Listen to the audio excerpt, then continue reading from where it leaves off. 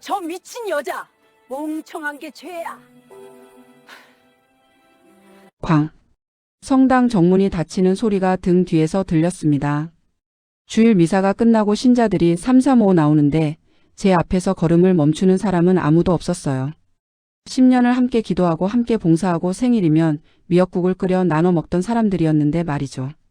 김마리아 자매님은 저를 보자마자 고개를 휙 돌려 반대편으로 걸어갔고 이베드로 형제님은 제 눈을 피해 급하게 주차장으로 향했습니다. 저 여자 때문에 우리 성당 이미지가 얼마나 나빠졌는데.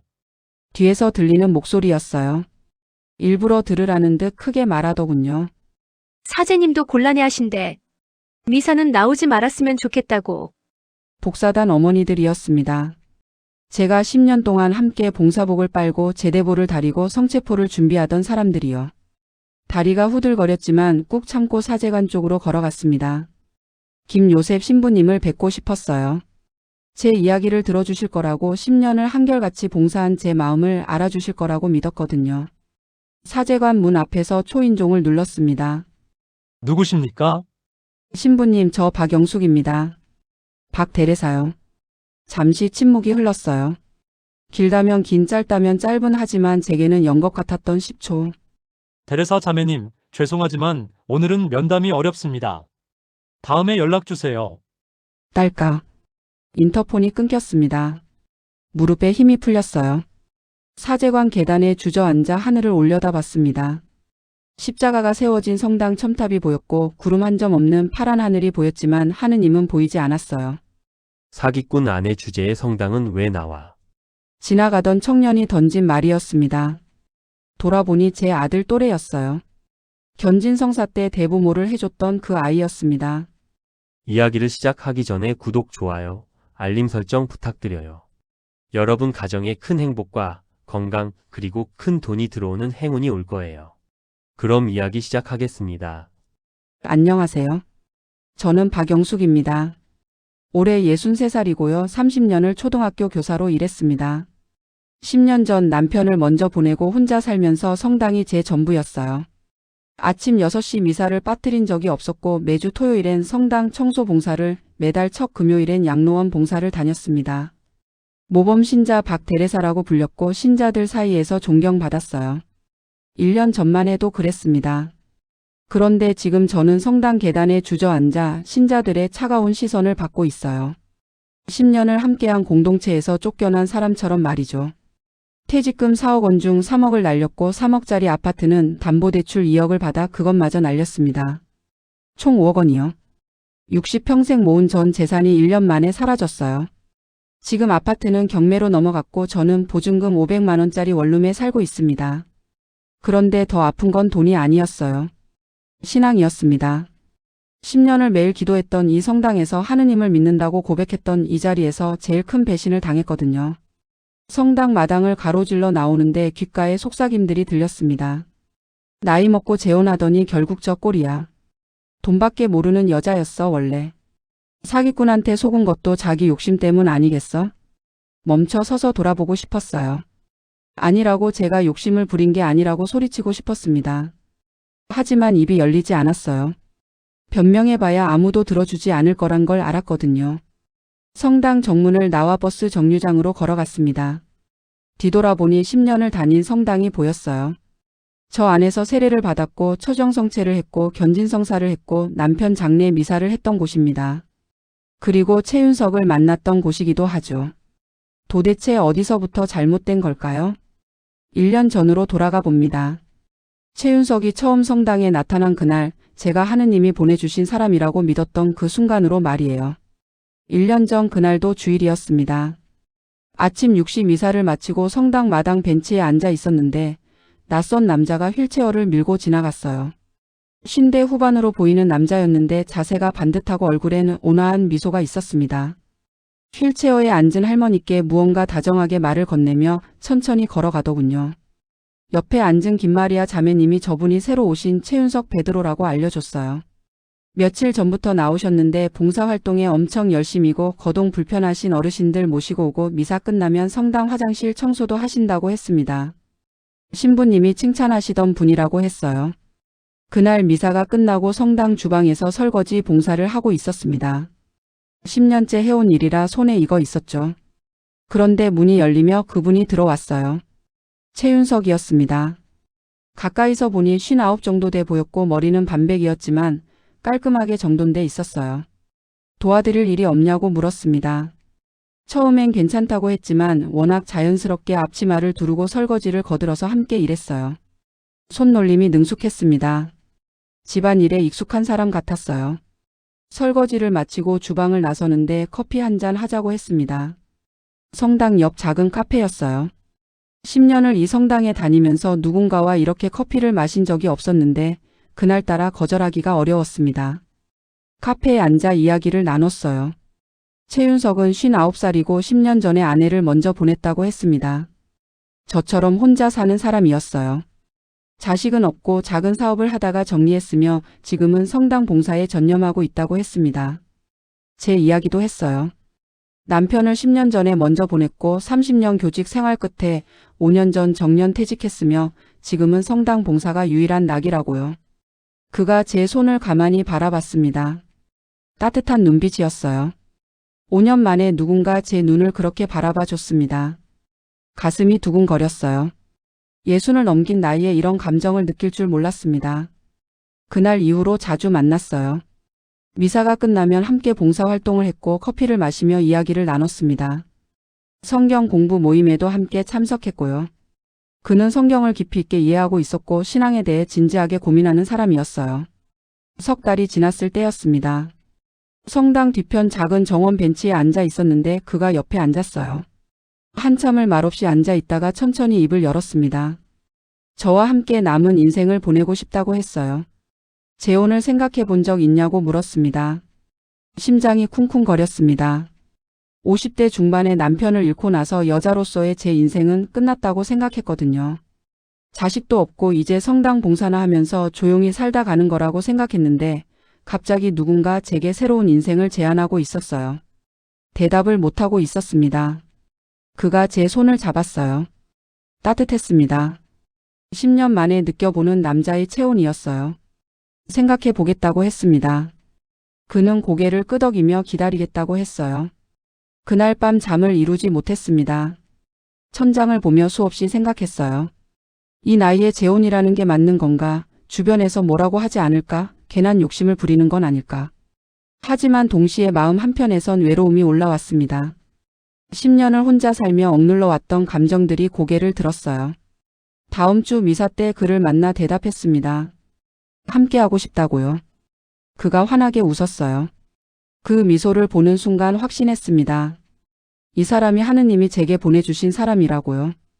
김요셉 신부님께 찾아가 재혼 의사를 밝혔습니다. 신부님은 기뻐하시며 축복해 주셨어요. 최윤석이 얼마나 모범적인 신자인지 봉사활동에 얼마나 열심인지 칭찬하셨습니다. 혼배성사 날짜를 잡았어요. 2달 뒤였습니다. 준비 기간 동안 행복했습니다. 최윤석은 제게 헌신적이었어요. 제가 좋아하는 꽃을 사다 주고 함께 산책하며 미래를 이야기했습니다. 아파트에서 함께 살자고 했고 저도 그게 좋다고 했어요. 결혼식 날 성당은 신자들로 가득 찼습니다. 10년을 함께한 공동체 식구들이 모두 축복해줬어요. 김마리아 자매님은 눈물을 흘리며 축하한다고 했고 이 베드로 형제님은 하느님이 맺어준 인연이라며 기뻐했습니다. 신부님 주례로 혼배성사를 올렸어요. 서로의 손을 잡고 서약했습니다. 건강할 때나 아플 때나 즐거울 때나 괴로울 때나 평생 함께하겠다고요. 그날 밤 아파트로 돌아왔습니다. 제 아파트였지만 이제는 우리 집이 됐어요. 문을 열고 들어서는데 낯설면서도 설렜습니다. 거실 불을 켰습니다. 10년을 혼자 살던 공간이 갑자기 달라 보였어요. 윤석이 현관에서 구두를 벗으며 집이 참 따뜻하다고 말했습니다. 제가 10년을 지켜온 공간을 누군가 따뜻하다고 말해준 게 얼마만인지 몰랐어요. 소파에 나란히 앉았습니다. 어색했어요. 결혼식을 올렸지만 실감이 나지 않았습니다. 윤석이 제 손을 잡았어요. 천천히 손가락을 쓰다듬으며 오늘 정말 아름다웠다고 말했습니다. 심장이 빨리 뛰었습니다. 63살의 나이에도 이런 감정이 남아있다는 게 신기했어요. 남편과 살 때는 느껴본 적 없는 떨림이었습니다. 아니, 정확히는 잊고 살았던 감정이었죠. 윤석이 제 어깨에 손을 올렸습니다. 부드럽게 안으며 귓가에 속삭였어요. 천천히 해도 된다고 편안하게 있으라고 했습니다. 그 말이 오히려 긴장을 풀어줬어요. 침실로 들어갔습니다. 윤석이 먼저 불을 줄였어요. 어둠 속에서 서로를 마주 봤습니다. 그가 제 뺨을 쓰다듬었고 이마에 입을 맞췄습니다. 천천히 조심스럽게 마치 깨지기 쉬운 무언가를 다루듯이요. 5년 만에 느껴보는 남자의 체온이었습니다. 남편이 살아있을 때도 이런 식으로 저를 대한 적은 없었어요. 남편은 거칠었고 빨랐으며 제 감정 따위는 신경 쓰지 않았습니다. 하지만 윤석은 달랐어요. 제 몸을 천천히 어루만지며 괜찮냐고 물었습니다.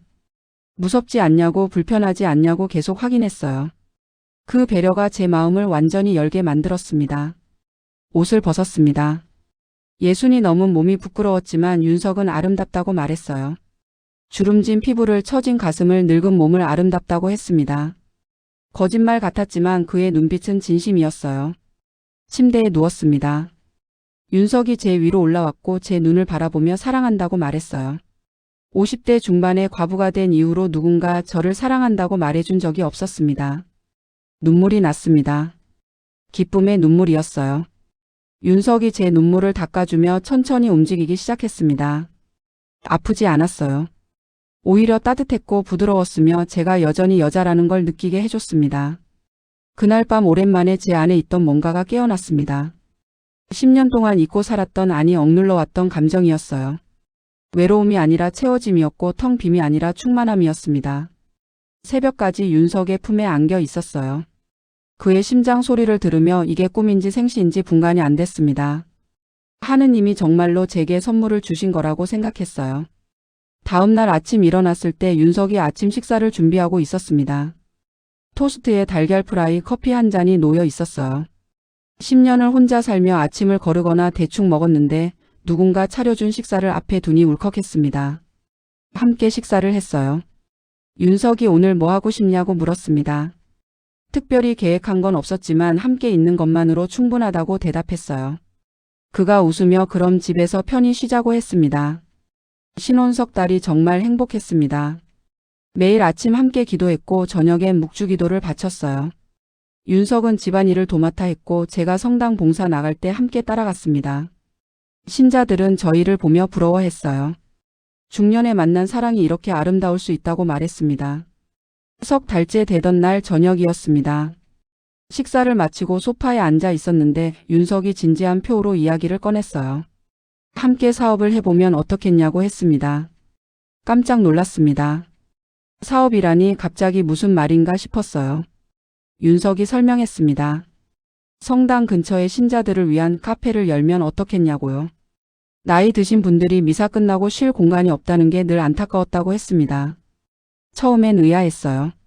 사업 경험도 없고 나이도 이제 60이 넘었는데 뭘 하겠다는 건지 싶었습니다.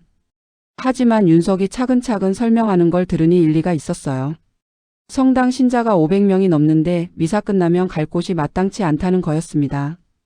특히 나이 드신 분들은 집에 돌아가도 할 일이 없어서 성당 마당 벤치에 앉아 계시는데 추운 겨울엔 안쓰럽다고 했어요. 따뜻한 카페가 있으면 신자들이 교류하고 쉴 수 있을 거라고 했습니다. 거기에 가톨릭 서적과 성물을 파는 공간도 함께 만들면 좋겠다고 했어요. 묵주나 성상 같은 걸 사려면 지금은 시내까지 나가야 하는데 성당 근처에 있으면 편할 거라고요. 듣고 보니 괜찮은 아이디어였습니다. 하지만 돈이 문제였어요. 윤석이 말했습니다. 상가 보증금에 인테리어 비용까지 대략 3억 정도 들 것 같다고요. 3억이라는 숫자에 숨이 막혔습니다. 퇴직금으로 받은 4억 원이 있긴 했지만 그건 노후 자금이었어요. 함부로 쓸 수 있는 돈이 아니었습니다. 윤석이 제 표정을 읽었는지 급하게 말했습니다. 무리하지 말자고 생각만 해보자고 하느님께 기도하며 천천히 결정하자고 했어요. 그 말에 마음이 놓였습니다. 그날 밤 잠자리에 들었지만 잠이 오지 않았어요. 윤석의 제안이 머릿속을 맴돌았습니다. 신자들을 위한 공간이라는 명분도 좋았고 윤석과 함께 뭔가를 한다는 것도 설렜어요. 하지만 동시에 불안했습니다. 사업 경험도 없는 제가 할 수 있을까? 나이도 이제 60이 넘었는데 새로운 일을 시작하는 게 맞을까 싶었어요. 옆에 누운 윤석을 바라봤습니다. 고요하게 잠든 얼굴이었어요. 이 사람을 믿어도 될까요? 하느님께 물었지만 대답은 들리지 않았습니다. 일주일 동안 기도했습니다. 매일 아침 6시 미사에 참석해서 하느님께 여쭤봤어요. 일이 옳은 일인지 제가 할 수 있는 일인지 윤석을 믿어도 되는지요. 미사를 마치고 성당 마당을 걷다가 벤치에 앉아 계신 어르신들을 봤습니다. 추운 바람이 불었는데도 갈 곳이 없어 그냥 앉아 계셨어요. 김마리아 자매님도 계셨고 이베드로 형제님도 계셨습니다. 모두 70이 넘은 분들이었어요. 그 모습을 보는 순간 결심했습니다. 윤석의 말이 맞았어요. 신자들을 위한 따뜻한 공간이 필요했습니다. 집에 돌아와 윤석에게 말했어요. 해보자고 함께 신자들을 위한 카페를 만들어 보자고 했습니다. 윤석이 저를 꼭 안아주며 고맙다고 했어요. 후회하지 않게 해주겠다고 꼭 성공시키겠다고 약속했습니다.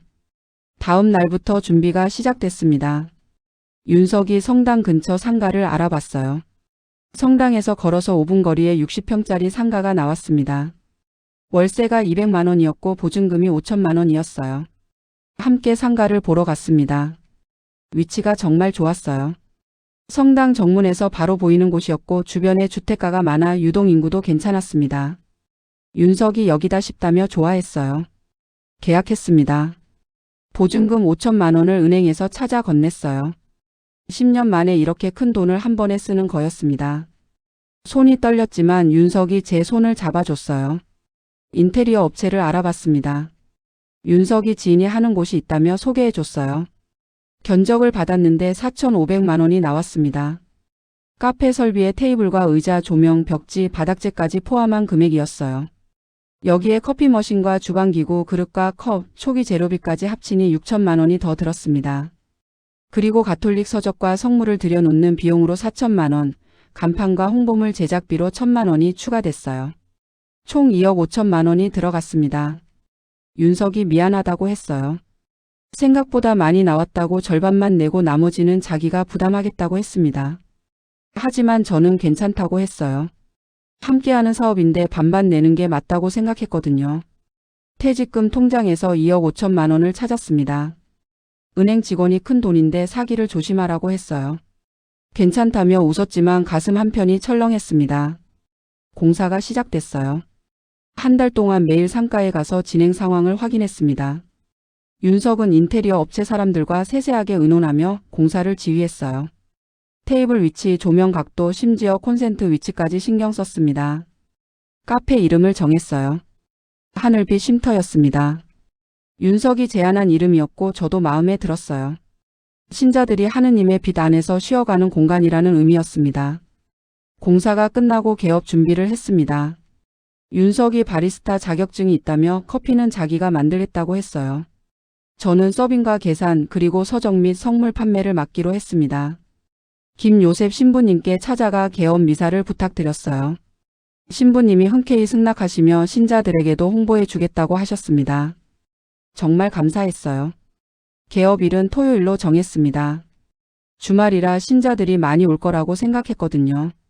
개업 전날 밤 잠을 이루지 못했습니다. 설레기도 했고 불안하기도 했어요. 개업 당일 아침 일찍 카페로 갔습니다. 윤석이 이미 와서 준비하고 있었어요. 꽃다발이 여러 개 놓여 있었고 현수막에는 하늘빛 쉼터 개업을 축하합니다 라고 적혀 있었습니다. 오전 10시에 김요셉 신부님이 오셨어요.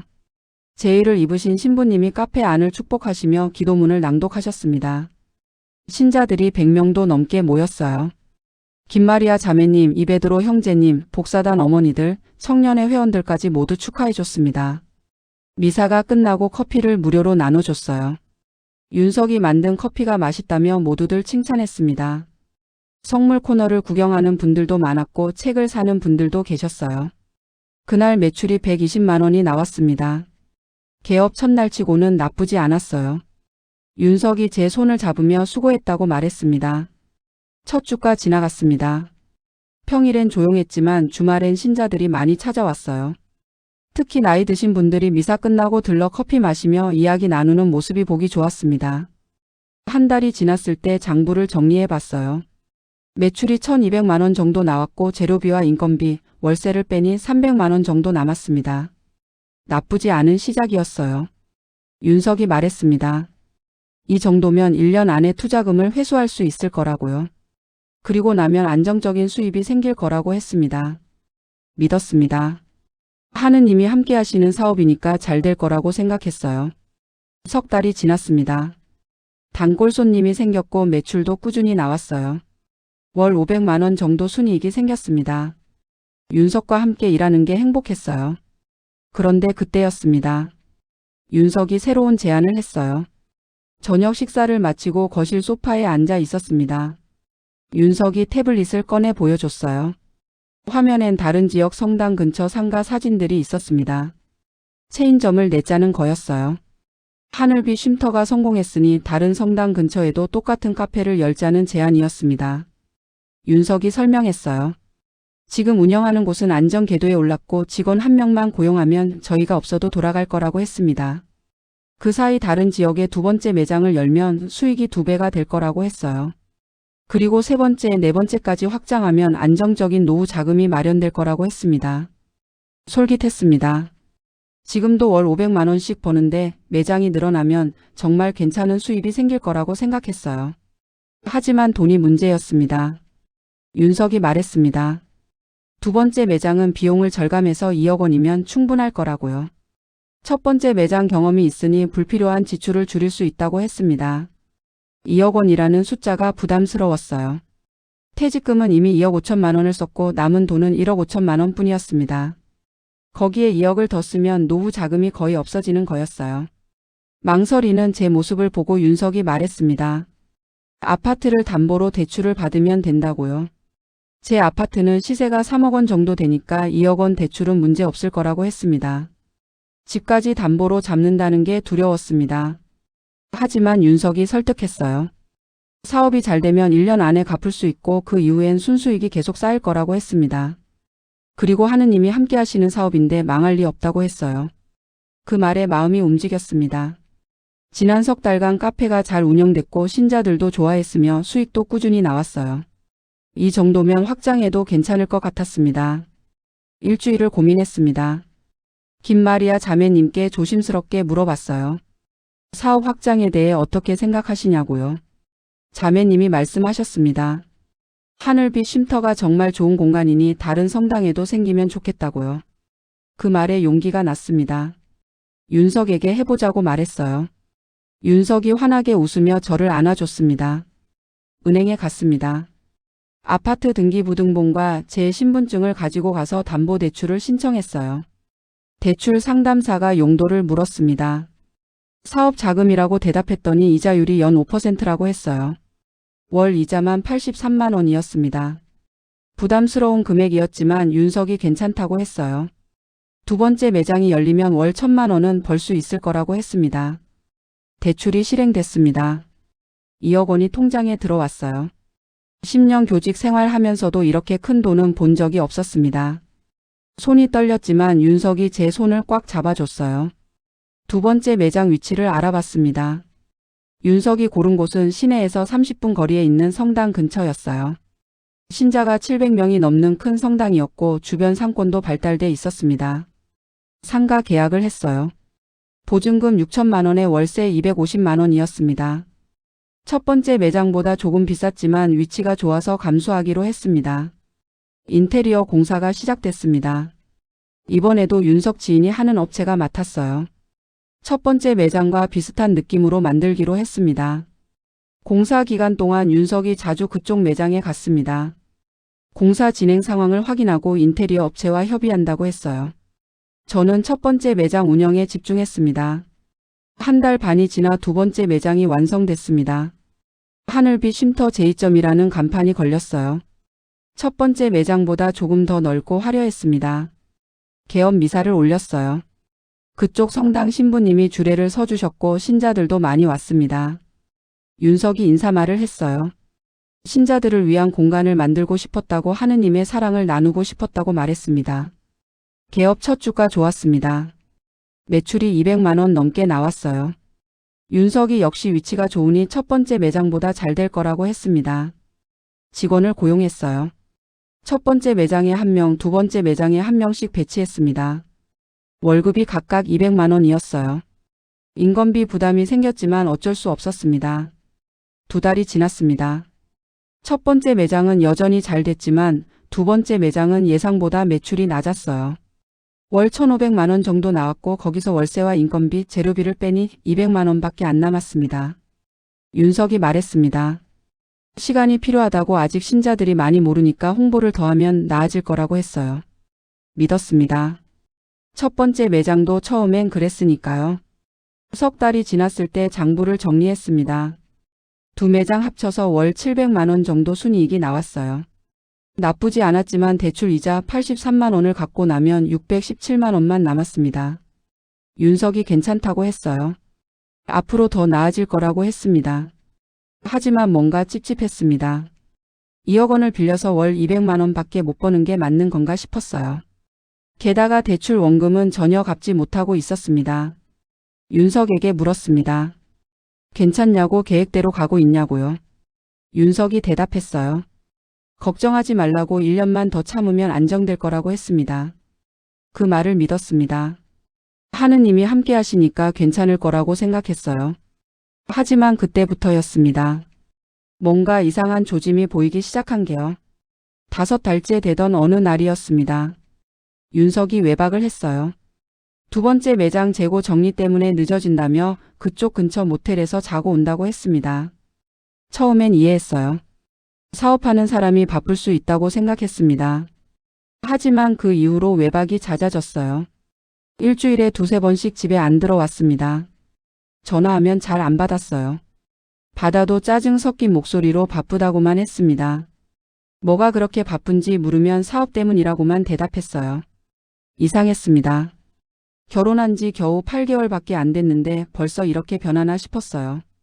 신혼 초만 해도 그렇게 다정했는데 지금은 저를 귀찮아하는 것 같았습니다. 첫 번째 매장 장부를 확인했습니다. 매출이 줄고 있었어요. 석 달 전만 해도 월 1,500만 원이 나왔는데 지금은 1,000만 원밖에 안 됐습니다. 직원에게 물었더니 요즘 손님이 줄었다고 했어요. 왜 줄었는지 몰랐습니다. 특별히 달라진 건 없었거든요. 커피 맛도 똑같고 서비스도 똑같았는데 신자들이 덜 왔어요.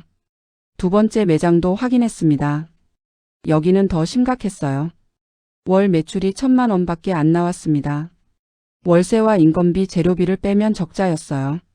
윤석에게 전화했습니다. 매출이 떨어지고 있다고 두 번째 매장은 적자라고 말했어요. 윤석이 대답했습니다. 알고 있다고, 지금 대책을 세우고 있다고 했습니다. 무슨 대책이냐고 물었습니다. 윤석이 짜증을 냈어요. 자꾸 물어보지 말라고 의심하느냐고 했습니다. 저를 믿지 못하면 사업을 접자고 소리쳤어요. 가슴이 철렁했습니다. 이 사람이 맞나 싶었어요.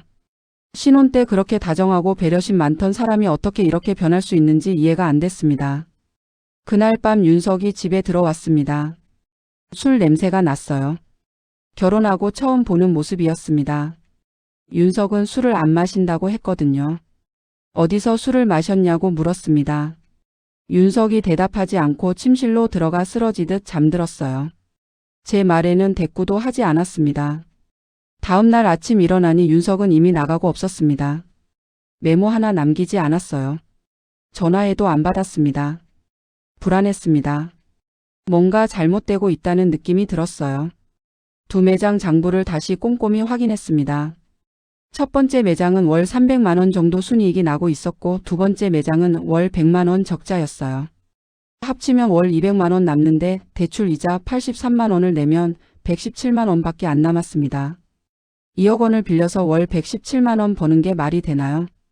계산이 맞지 않았습니다. 김마리아 자매님에게 조심스럽게 물어봤어요. 요즘 카페에 왜 손님이 줄었는지 아시냐고요? 자매님이 난처한 표정을 지었습니다. 한참을 망설이다 말씀하셨어요. 소문이 있다고요? 윤석 씨가 다른 성당에서도 똑같은 일을 했다는 소문이 돈다고 했습니다. 무슨 말인지 이해가 안 됐습니다. 다른 성당에서 똑같은 일이라니요? 자매님이 설명했어요. 윤석이 여기 오기 전에 다른 지역 성당을 다녔는데 거기서도 신자 여성과 재혼해서 카페 사업을 했다는 거였습니다. 심장이 멈추는 것 같았습니다. 자매님이 계속 말씀하셨어요. 그 여자도 많은 돈을 잃었고 윤석은 사라졌다고 했습니다. 정확한 건 아니고 소문일 뿐이라고 했지만 확인해 보는 게 좋겠다고 하셨어요. 그날 밤 윤석이 들어왔습니다. 물었어요. 소문이 사실이냐고, 다른 성당에서도 같은 일을 했냐고요. 윤석이 얼굴이 굳어졌습니다. 누가 그런 헛소리를 하냐고 소리쳤어요. 말도 안 되는 소문에 속지 말라고 저를 믿으라고 했습니다. 믿고 싶었습니다. 하지만 확인하고 싶었어요. 윤석의 휴대폰을 보자고 했습니다. 아무것도 숨긴 게 없으면 보여줄 수 있지 않냐고 물었어요. 윤석이 거절했습니다. 의심하는 거냐고, 부부끼리 뭘 이러냐고 화를 냈어요. 그러더니 집을 나가 버렸습니다. 사흘 동안 연락이 끊겼습니다. 전화해도 안 받았고 문자도 읽지 않았어요. 매장에도 나타나지 않았습니다. 직원에게 전화가 왔습니다. 두 번째 매장 월세가 밀렸다고 건물주가 독촉한다고 했어요. 확인해 보니 2달치가 밀려 있었습니다. 500만 원이었어요. 윤석이 월세를 안 냈던 겁니다. 어디에 돈을 쓴 건지 몰랐어요. 은행에서 문자가 왔습니다. 대출 이자 83만 원이 연체됐다고요. 윤석이 내기로 했는데 안 낸 거였습니다. 패닉이 왔어요.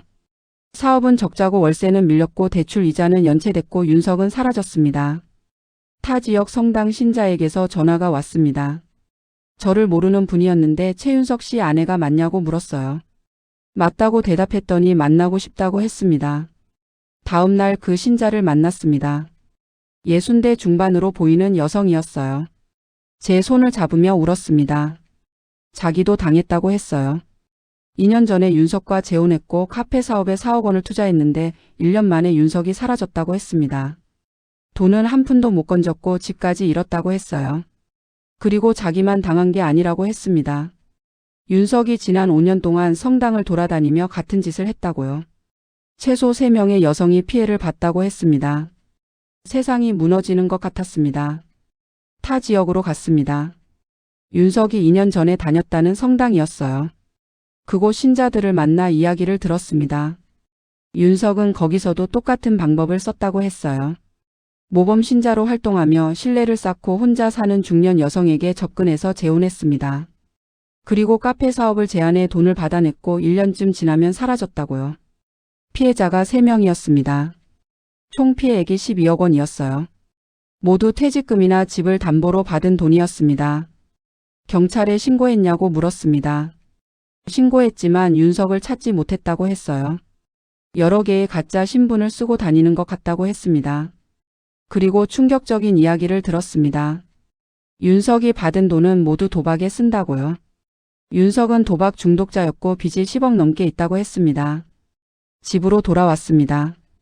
윤석의 짐을 뒤졌어요. 옷장, 서랍, 책상 구석구석을 다 확인했습니다.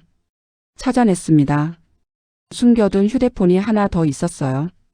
비밀번호를 몰라 못 열었지만 충전기를 꽂고 기다리니 알림이 떴습니다. 카카오톡 메시지들이었어요. 여러 여자들과 대화한 내용이 보였습니다. 모두 중년 여성들이었고 윤석은 그들에게 똑같은 말을 하고 있었어요. 사랑한다고, 함께 사업하자고, 믿어달라고요. 제가 당한 게 사기였다는 걸 확실히 알았습니다. 경찰서에 갔습니다. 고소장을 썼어요. 사기죄로 최윤석을 고소한다고 적었습니다. 피해 금액은 3억 5천만 원이라고 썼어요. 경찰이 물었습니다. 윤석의 실제 신분을 아느냐고요. 모른다고 대답했습니다. 결혼할 때 받은 신분증도 가짜일 거라고 했어요. 경찰이 한숨을 쉬었습니다. 이런 경우가 많다고, 조직적으로 움직이는 사기단인 것 같다고 했어요. 잡기 어려울 거라고 했습니다. 2주일 뒤 연락이 왔습니다. 윤석을 잡았다고요. 다른 지역에서 또 같은 짓을 하다가 걸렸다고 했습니다. 경찰서에 갔습니다. 유리창 너머로 윤석을 봤어요. 수갑을 찬 모습이었습니다. 제 눈을 마주치지 않았어요. 형사가 말했습니다. 윤석의 본명은 최종수고 나이는 65살이며 전과가 여러 건 있다고 했어요. 결혼 사기, 사업 사기를 10년 넘게 해왔다고 했습니다. 돈은요? 물었습니다. 제 돈은 어떻게 되냐고요? 형사가 고개를 저었습니다. 윤석에게 남은 재산이 없다고, 모두 도박으로 날렸다고 했어요. 회수는 불가능하다고 했습니다. 주저앉았습니다. 경찰서 복도 바닥에 그냥 주저앉아 울었어요. 3억 5천만 원이 한순간에 사라졌습니다. 10년 교직 생활 끝에 받은 퇴직금 4억 원 중 3억 5천만 원, 그리고 아파트 담보대출 2억 원까지 합치면 5억 5천만 원이었어요. 60평생 모은 전 재산이 1년 만에 없어졌습니다. 성당에 갔습니다. 신자들이 저를 봤어요. 수군거리는 소리가 들렸습니다. 사기꾼 아내래. 돈에 눈이 멀어서 당한 거야. 나이 먹고 재혼하더니 꼴 좋네. 김마리아 자매님이 다가왔습니다. 위로의 말을 건네려는 것 같았어요. 하지만 저는 손사래를 쳤습니다. 괜찮다고 혼자 있고 싶다고 말했어요. 성당 마당 벤치에 앉았습니다. 십자가를 올려다 봤어요. 물었습니다. 하느님, 왜 저한테 이러시는 거예요? 10년을 하루도 빠짐없이 기도했고 봉사했고 믿었는데 왜 이렇게 벌을 주시는 거냐고 물었습니다. 대답은 없었어요. 그저 바람만 불었습니다. 김요셉 신부님께 면담을 신청했습니다. 거절당했어요. 사제관 관리인이 전했습니다. 신부님이 지금은 만나기 어렵다고 영숙 자매님 일로 성당 분위기가 안 좋다고 했어요. 분위기가 안 좋다는 게 무슨 뜻인지 물었습니다. 관리인이 난처한 표정을 지었어요. 솔직히 말씀드리자면 영숙 자매님 때문에 성당 이미지가 나빠졌다고 신자들이 불편해한다고 했습니다. 제 잘못이 뭔가요? 물었습니다. 저도 피해자인데 왜 제가 성당을 떠나야 하냐고 물었어요. 관리인이 대답하지 않았습니다. 그저 미안하다는 말만 반복했어요. 카페 두 곳을 정리했습니다. 첫 번째 매장은 권리금을 받고 넘겼어요. 2천만 원을 받았습니다. 두 번째 매장은 밀린 월세 때문에 건물주가 가져갔어요. 2천만 원으로 대출 이자 일부를 갚았습니다. 하지만 원금 2억 원은 그대로였어요. 은행에서 독촉 전화가 왔습니다. 대출금을 갚으라고요. 못 갚으면 아파트를 경매로 넘기겠다고 했습니다. 집을 지킬 방법이 없었어요. 남은 돈은 6천만 원뿐이었고 2억 원을 갚을 길이 없었습니다. 아파트가 경매로 넘어갔습니다. 낙찰가가 2억 5천만 원이었어요. 대출금 2억 원을 갚고 나니 5천만 원만 남았습니다. 10년을 살던 집을 떠났습니다. 짐을 싸서 원룸으로 이사했어요. 보증금 500만 원에 월세 50만 원짜리 작은 방이었습니다. 방에 들어가 짐을 풀었습니다. 10년간 모은 물건들이 이 작은 방에 다 들어갔어요. 제 인생이 이렇게 작아졌습니다. 침대에 누워 천장을 봤습니다. 눈물이 났어요. 소리 내어 울었습니다. 아무도 듣지 않을 작은 방에서 혼자 울었어요. 다음 날 아침 일어났습니다. 해가 떠 있었어요. 세상은 변함없이 돌아가고 있었습니다. 거울을 봤습니다. 64이 된 제 얼굴이 보였어요. 주름이 깊어졌고 흰머리가 늘었습니다. 1년 사이에 10년은 늙은 것 같았어요. 하지만 살아야 했습니다.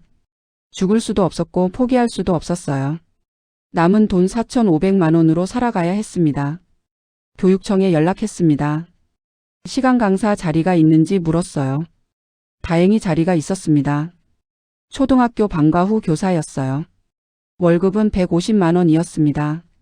많지 않은 돈이었지만 감사했어요. 일할 수 있다는 게, 누군가 저를 필요로 한다는 게 고마웠습니다. 학교에 나갔습니다. 아이들을 가르쳤어요. 30년을 했던 일이라 손에 익었습니다. 아이들은 제가 무슨 일을 겪었는지 몰랐어요. 그저 선생님이 가르쳐 주는 걸 받아들이고 웃고 떠들었습니다. 그 모습이 위로가 됐습니다. 세상엔 여전히 순수함이 남아 있었어요. 저녁에 원룸으로 돌아왔습니다. 혼자 밥을 지어 먹었어요. 윤석과 함께 살 때는 둘이서 식사했는데 지금은 혼자였습니다. 10년 전 남편을 잃었을 때로 돌아간 것 같았어요. 하지만 그때와는 달랐습니다. 그때는 퇴직금 4억 원과 아파트가 있었지만 지금은 원룸 하나뿐이었어요. 성당에는 가지 않았습니다. 갈 수가 없었어요. 신자들의 시선이 두려웠고 김요셉 신부님을 볼 면목이 없었습니다. 하지만 기도는 했어요. 원룸 작은 책상에 십자가를 세워두고 매일 아침 기도했습니다. 성당엔 못 가지만 하느님은 여전히 계신다고 믿었어요. 석 달이 지났습니다. 월급 150만 원에서 월세 50만 원을 내고 생활비로 60만 원을 쓰니 40만 원이 남았어요. 그 돈을 모았습니다. 4년이면 2억 원을 모을 수 있다는 계산이 나왔습니다. 아파트 담보대출 원금을 갚으려면 4년이 필요했어요. 68이 되면 빚을 다 갚을 수 있을 거였습니다. 길었지만 할 수 있을 것 같았어요. 피해자 모임에 나갔습니다. 윤석에게 당한 여성들이 모이는 자리였어요. 5명이 모였습니다. 모두 저처럼 중년 여성들이었고 모두 성당 신자였어요. 서로의 이야기를 나눴습니다. 다들 비슷했어요. 혼자 살다가 윤석을 만났고 재혼했고 사업에 투자했고 돈을 잃었습니다. 누군가 물었습니다. 다시 성당에 나가느냐고요. 대부분 아니라고 대답했어요. 저처럼 신자들의 시선이 두렵다고 했습니다. 한 여성이 말했습니다. 자기는 다른 성당에 나간다고요. 아무도 자기를 모르는 곳이라 편하다고 했습니다. 저도 그럴까 생각했습니다. 하지만 용기가 나지 않았어요. 10년을 다닌 성당을 떠나는 게 그리고 새로운 공동체에 들어가는 게 두려웠습니다. 1년이 지났습니다. 4,500만 원에서 2,500만 원으로 줄었어요. 생활비와 월세를 내고 나니 그만큼밖에 안 남았습니다. 하지만 건강했습니다. 아프지 않았고 일할 수 있었어요. 그게 감사했습니다. 어느 날 길을 걷다가 성당 앞을 지나게 됐습니다. 10년을 다닌 그 성당이었어요. 주일 미사 시간이었는데 신자들이 들어가고 있었습니다. 김마리아 자매님이 보였어요. 이베드로 형제님도 보였고 복사단 어머니들도 보였습니다. 모두 변함없이 성당에 다니고 있었어요. 발걸음을 멈췄습니다. 들어가고 싶었어요. 10년을 기도했던 그 자리에서 다시 무릎 꿇고 싶었습니다. 하지만 들어가지 못했어요. 용기가 없었습니다. 집으로 돌아왔습니다. 작은 책상 앞에 앉아 기도했어요. 주님, 저를 용서해 주세요. 욕심을 부렸습니다. 늙은 나이에 사랑을 꿈꿨고 돈을 벌려고 했습니다. 하지만 제가 배운 게 있습니다. 믿음은 사람한테 두는 게 아니라 하느님께 두는 거라는 걸요. 윤석을 하느님처럼 믿었던 게 잘못이었습니다. 이제 압니다. 하느님만 믿어야 한다는 걸요. 눈물이 났습니다. 하지만 이번 눈물은 달랐어요. 절망의 눈물이 아니라 깨달음의 눈물이었습니다. 2년이 지났습니다. 66이 됐어요. 여전히 시간 강사로 일하고 있고 원룸에서 살고 있습니다. 남은 돈은 1,500만 원입니다. 하지만 행복합니다. 예전처럼은 아니지만 그래도 살아있고 일하고 있고 기도하고 있어요. 피해자 모임 여성 한 명이 연락했습니다. 자기는 빚을 다 갚았다고 이제 새로 시작할 수 있을 것 같다고 했어요. 축하한다고 말했습니다. 저도 2년 뒤면 빚을 갚을 수 있을 거라고 말했어요. 그 여성이 물었습니다. 윤석을 용서했냐고요? 한참 생각했습니다. 용서했는지 잘 모르겠다고 대답했어요. 하지만 미워하지는 않는다고 했습니다. 미워하면 제가 더 힘들 뿐이니까요. 오늘도 아침 기도를 했습니다. 작은 책상 앞에 앉아 주기도문을 외웠어요. 십자성호를 그으며 하느님께 감사했습니다. 오늘도 살아있게 해주셔서 일할 수 있게 해주셔서 숨 쉴 수 있게 해주셔서요. 속았습니다. 5억 5천만 원을 잃었고 집을 잃었고 성당 공동체를 잃었어요. 하지만 신앙까지 잃진 않았습니다. 그게 제가 지켜낸 마지막 것입니다.